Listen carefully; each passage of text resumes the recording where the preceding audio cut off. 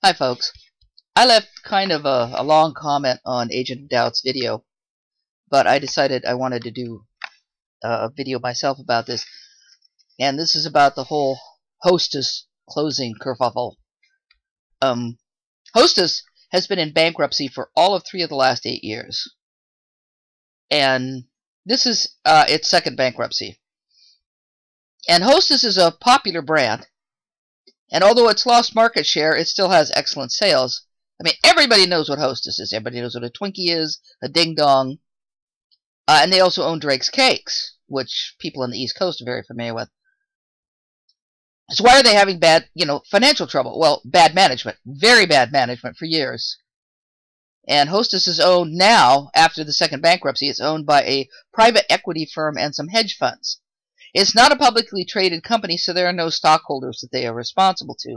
So there's not as much disclosure as there would be with a publicly held company. And the company, it's not written in stone yet what's going to happen, because a bankruptcy judge has to give permission for them to go out of business and lay off the workers. And I'm going to give you some quotes from the Chicago Tribune here. It says, "We'll be selling the brands and as much of the infrastructure as we can," said company spokesman Lance Ignon. "There is value in the brands." Gary Stibble, founder of the New England Consulting Group, said the jury's still out on the company's future, adding that the firm may be able to work something out in the 11th hour.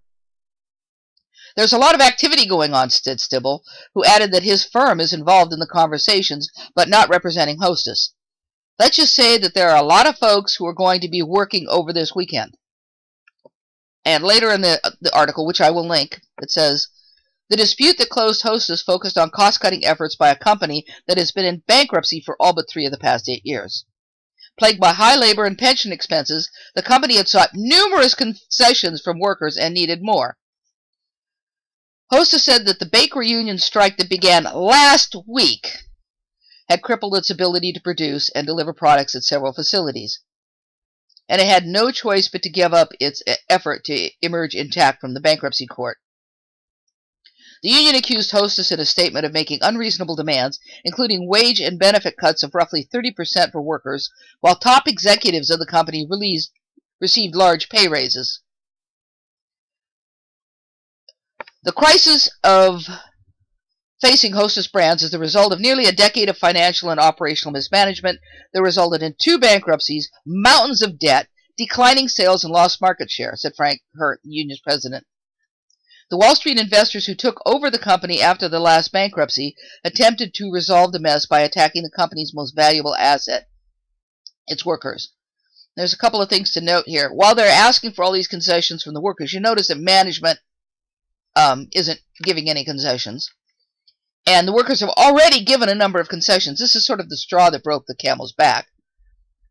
They're making a big fuss about the Bakers Union being responsible for bringing them down, and yet the bakery strike began last week.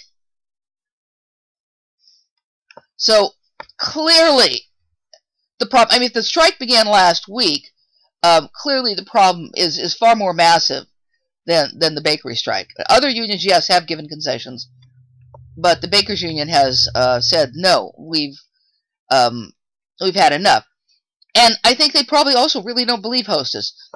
Some other articles I was reading quoted some Hostess employees that said that the Hostess plays hardball, and so I could understand where the union is coming from here. They just don't believe what Hostess is telling them.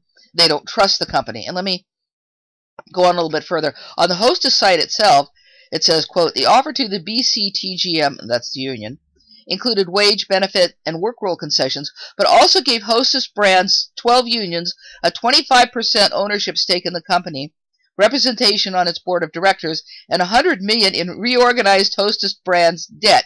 Yes, I really want part of Hostess Brands debt. And I really want 25% ownership, or any ownership, in a company that is in its second bankruptcy. This is not a good deal. They're making it sound like, well, gee, we're giving them all this stuff. We're going to put them on the board. We're going to... No, it's not. My point, another point I want to make here is to go back to the old "me thinks thou doth protest too much," which, yeah, I know isn't exactly right. You notice that, as I mentioned before, the strike started last week. You notice a great big huge fuss that Hostess is making over this strike, this week-long strike.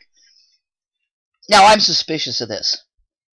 It is clear from how badly managed Hostess has been, and I've been going from website to website and reading different articles, that they were going to have to sell off their brands anyway. This was going to happen. They're just using I think even if the union granted the concessions, you see, it would make Hostess a better-looking target to be bought off. They could say, well, look, we've slimmed down, we're a much better company, we can get a better price for it. So I think they've taken a different tactic. I think they've made this tactic of exciting people about Twinkies are going to go off shelves, there's going to be no more ding-dongs, no more Hostess cupcakes.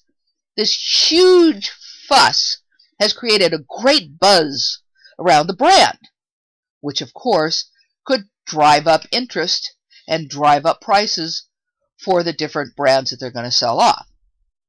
So I think a lot of this is PR hype, and they're passing the blame off onto, the least responsible people for all the problems Hostess is having, and to the people who are most vulnerable, the unions. And I want to kind of bring this together with the fuss about Obamacare and Walmart. As Walmart unions are planning a Black Friday strike. Now, I don't know if this is going to happen or not, and we'll have to wait and see. One of the reasons is, of course, is because Walmart's prices are so low because their wages and benefits are cruddy. A manager in Washington State was interviewed. She didn't give her name, and I can't blame her. She said that even, as a manager, her kids have to be on state insurance because Walmart benefits are crap. Not only that, they get food stamps. Now stop and think about this. Stop and think about how huge Walmart is. And yet here we have a family that has to rely on state insurance and on food stamps. In other words, Walmart's prices are so low because all the taxpayers in this country and in Washington State, or in other states too, are subsidizing their workers. We've heard all this fuss about makers and takers by the Republicans in this election. Well, these companies, with their low prices and their bad benefits and their poor wage structure, they're takers. What they are, they're not direct takers, they're indirect takers, because they are forcing their employees to take public benefits that other taxpayers pay for. Benefits that they are reluctant to pass on to their consumers because they want to make a lot of money. And not for their employees, clearly. So their employees have to rely on food stamps, Medicare, Medi-Cal here in California, other various social programs to survive. Not only that, these impoverished workers, and this not only goes for Walmart, but it goes for the food service industry, which is important. When they're ill because their healthcare programs suck, they go to the emergency room. And this has been a big scandal for a long time, really. A lot of workers, they don't have decent medical care, so they go to the emergency room. That's their doctor. Emergency room costs are hugely expensive. Who do you think pays for that? All the taxpayers pay for that. So rather than giving people decent wages and decent medical benefits, again, these companies are forcing the taxpayers in this country to support their workers because they refuse to pay decent wages and provide decent medical care. And yet, these same companies, which include people like Papa John's Pizza, are complaining about Obamacare because they're going to have to raise their prices a little bit. And there's some Denny's franchisee operator who says he's going to put an Obamacare surcharge on everything. What an asshole! His employees don't make much money. The food service industry does not make much money. People in the food service industry don't make a lot of money. Many of them rely on tips, and tips can be very unreliable, especially when the economy is crap, because people aren't going to tip as much. There are people who, people don't go out to dinner as much either, but when they do go out to dinner, they're rather frugal about it. So, I think it was in Chicago, I'm not sure exactly, but another pizza parlor owner was interviewed about this whole fuss, and he said that the reason that his pizzas cost more than Papa John's is because he provides health care for his employees, something that Papa John's doesn't. So, what do you think happens when a Papa John's employee gets sick? They go to the emergency room. Who's going to pay for the emergency room? All the taxpayers are going to pay for the emergency room, including, by the way, the employees of this other pizza maker, because they're paying taxes, even though they're getting, some benefits. So this is the point I want to make. There's a great deal of hypocrisy in all of these companies that are opposing Obamacare. There's a great deal of stupidity amongst the Republicans who are opposing Obamacare. Republicans are people who are supposed to be against, people paying too much money. They're supposed to be against excess taxes. They're supposed to be against welfare, and except when needed. I would think that they would be pushing for companies to pay decent wages. I would think they'd be pushing for companies to provide health care benefits, which responsible companies in this country do. But instead, they bitch about Obamacare, which is a stopgap, basically, initiative. It's not perfect, but it will help. It will take the burden off taxpayers. Yes, some of the costs will be passed on. So what if you start paying a little bit more for pizza? That's because the employees are going to get some decent, or at least more or less adequate health care. They're still getting crap wages, but they're getting some health care. So I said there's a huge amount of hypocrisy and stupidity going on about this. And we will have to see what happens on Black Friday for Walmart. And I would suggest to everyone, I know this may be difficult for some people, but don't shop Walmart on Black Friday. Okay. If the strike does go through, they do decide to strike, don't shop Walmart on Black Friday. There are other places to shop. Support the Walmart strike. And people have noticed for many, many years that Walmart has spread all across the country. It's fairly new here in California, relatively speaking. I've never actually been to one. We have one somewhere. But one of the reasons Walmart, in spreading around the country, and other companies like Walmart, have forced smaller businesses out of business. They've forced the mom and pop stores out of business. They've also forced medium-sized companies out of business. One of the reasons they have is because of their lousy pay structure and their lack of benefits, which allows them to charge less. Those costs don't disappear, though.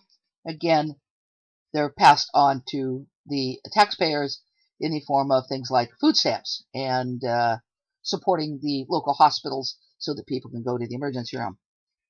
Anyway, that's about all I have to say about this. I think I've missed a couple things that I wanted to point out. But if anybody has any comments, I would appreciate them. And I just think that, again, I think this hype over Hostess isn't going to go away. The brands aren't going to go away. They're going to be bought by somebody else, and I'd be willing to bet that the factories are going to be up and running shortly.